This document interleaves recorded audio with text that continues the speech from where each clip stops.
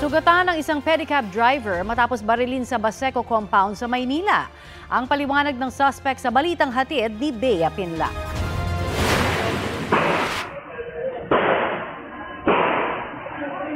Sunod-sunod na putok ng baril ang bumulabog sa mga residente ng Barangay 649 Baseco compound sa Maynila, Martes ng madaling araw. Makalipas ang ilang sandali, tumatakbo na patakas ang lalaking ito. Ang lalaki raw na ito ang namaril sa 31 anyos na pedicab driver na ito, na sugatan matapos tamaan ng bala sa kaliwang balikat. Ayon sa pulisya, pinlano sana ng suspect na patayin ang biktima matapos siya umanong pagnakawan nito. Na yung motibo sa krimen ay paghihigante.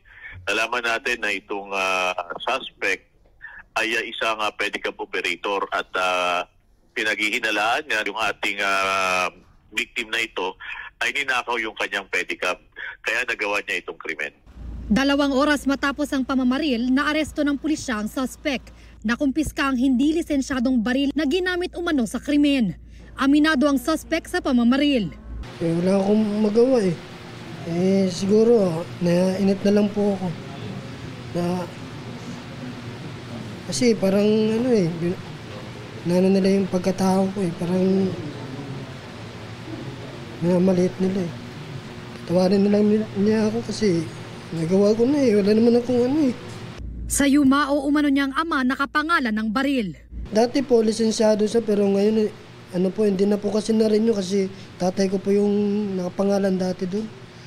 Patong-patong na kaso ang kinahaharap ng suspect na nakakulong sa Baseco Police Station. Frustrated murder, illegal possession of firearms at paglabag sa election gun ban. Bea Pinlac, nagbabalita para sa GMA Integrated News.